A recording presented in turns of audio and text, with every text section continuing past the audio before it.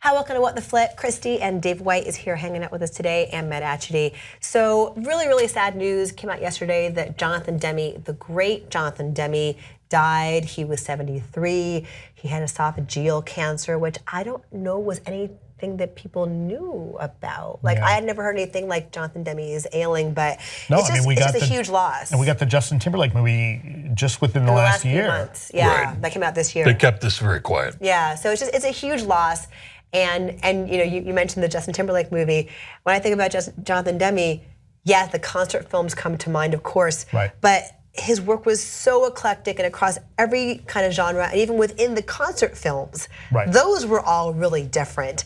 And if there's any kind of unifying thread to his films, it's just like an exuberance, like a kind of technical perfection, but also an exuberance. Like you can feel the passion of how he felt making his movies, and yeah, I can't even think of a favorite. There are so many. What would you guys say?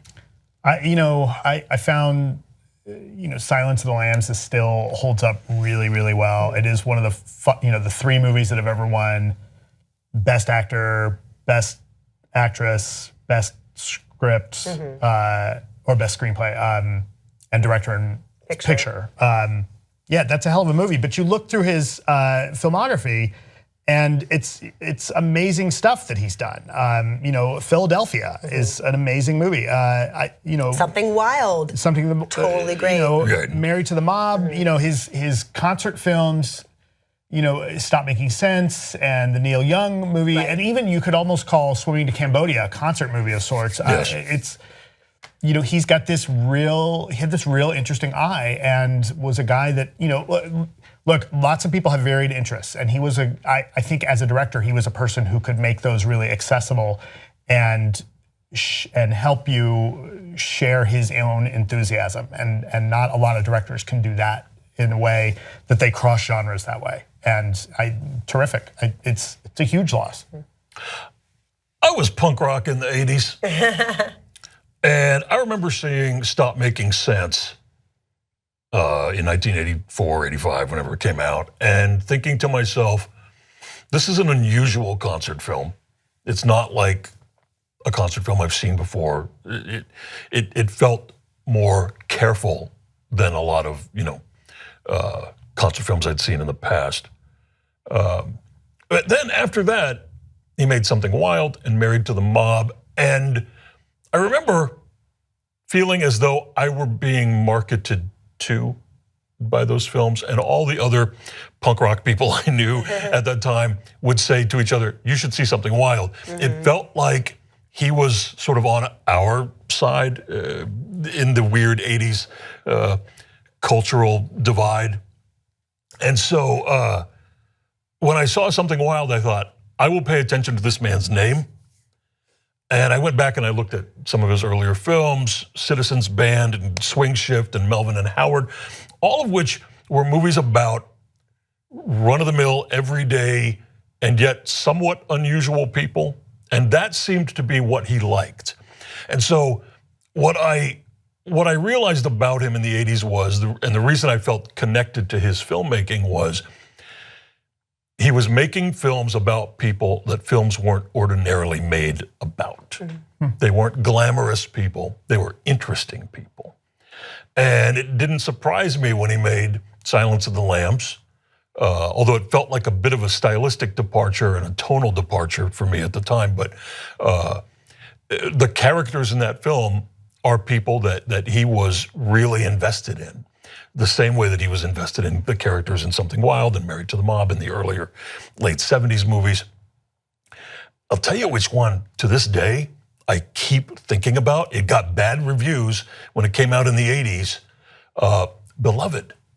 Oh yeah. Based on the Toni Morrison novel. Was it the 90s? I don't know if you've ever read. It was the 90s. I'm sorry. In the 90s. Oprah. Oprah starred in this movie. If you've never read Toni Morrison's novel, you should, because it's devastating. But the film is this other thing entirely, and it is a weird movie. And I think it put audiences off, and they weren't seeing. First of all, they weren't seeing the Oprah they were used to. Right. It's challenging. And it was a ghost story, and about slavery and such a strange film, and one I keep thinking about years later.